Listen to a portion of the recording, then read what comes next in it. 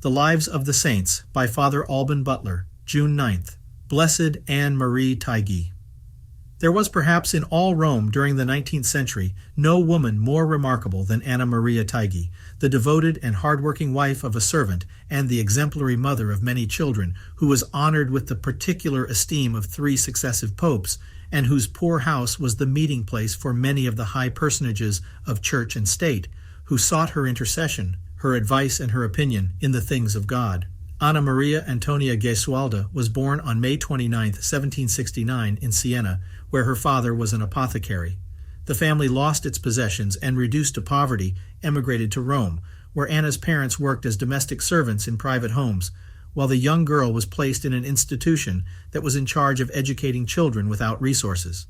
At the age of 13, Anna began to earn her living through her work. For some time she was employed in a silk weaving factory and then entered the service of a noble lady in her palace.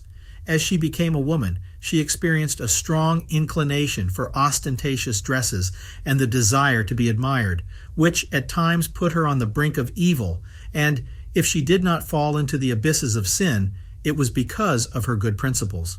Moreover, in 1790, when she was 21 years old, she was saved from temptation by marrying Domenico Taigi, a servant of the Chigi palace. Even then she was still attracted by the things of the world, but little by little, grace was taking possession of her heart, and she felt remorse of conscience that prompted her to make a general confession.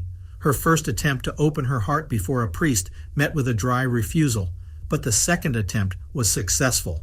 She immediately found the spiritual guidance she needed in a Servite friar, Father Angelo, who was to be her confessor for many years. The priest realized from the beginning that he was dealing with a chosen soul, and she, for her part, always considered the moment she met Father Angelo as the hour of her conversion. From that day on, she renounced all the vanities of the world, contented herself with wearing the simplest clothes, never again took part in worldly amusements, unless her husband specially requested her to do so. Her greatest consolation and joy she found in prayer, and her generous desire to submit to external mortifications had to be moderated by her confessor, who adapted it to the limits in which it did not affect the duties of her daily life. Her husband was a good man, but dim-witted and very fussy. While he appreciated his wife's obvious qualities that benefited him and his family, he could never understand Anne's heroic efforts to attain the noble ideal of complete renunciation, nor realize that heaven rewarded her with a wealth of grace. For this reason, Domenico's testimony about the abnegation and strict precision with which she fulfilled the daily duties of the household are more than convincing about Anna's extraordinary virtues. Referring to the time when the Blessed was already beginning to be known and admired, Domenico declared, "It often happened that on returning home I found it full of strangers, but as soon as Anna saw me, she would leave anyone, whether it was a great lady or perhaps a prelate who was with her, she would get up and come to attend me with her usual affection and solicitude. You could see that she did it with all her heart. She would have knelt on the floor to take off my shoes, if I had allowed her to do so. In short, that woman was a happiness to me and a comfort to everyone. With her wonderful tact, she was able to maintain a heavenly peace in the home, even though we were many, of very different temperaments, and there were all kinds of problems, especially when Camillo, my oldest son, stayed with us during the early days of his marriage. My daughter-in-law was a woman who took pleasure in creating discord and insisted on playing the role of housewife to annoy Anna. But that soul of God knew how to keep everyone in their proper place, and she did it in such a gentle way, so soft that I cannot describe it. Sometimes I would come home tired, in a bad mood, and even angry, but she always managed to placate me and make my existence cheerful. The family that Anna had to take care of consisted of her 7 children, 2 of whom died when they were small, her husband and her parents, who lived with her. Every morning she gathered them all together to pray. Those who could, she took them to hear Mass, and in the evening they all gathered again to listen to spiritual readings and say prayers. Anne was especially concerned with watching over the conduct of the children. The Blessed also had time to work on her sewing, with which she often supplemented her husband's meager salary, and at other times she was able to help those poorer than herself because she was always extraordinarily generous and taught her children to be so. One would think that such excessive domestic work would have monopolized the energies of any woman.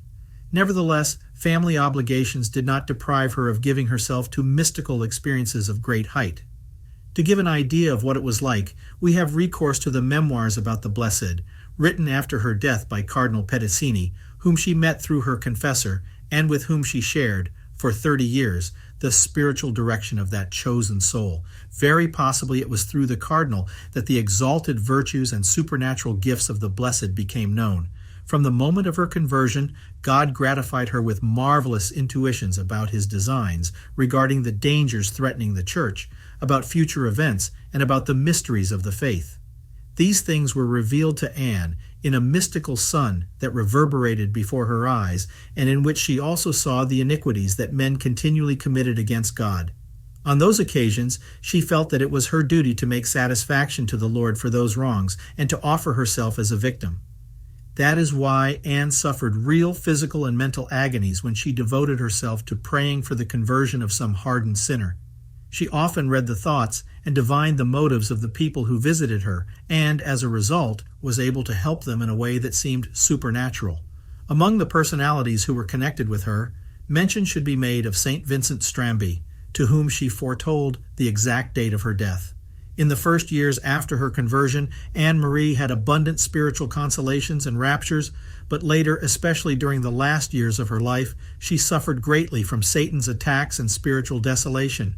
These trials, together with the breakdowns of her health and the murmurings and calumnies, gave her occasion to show her resignation and bear them cheerfully.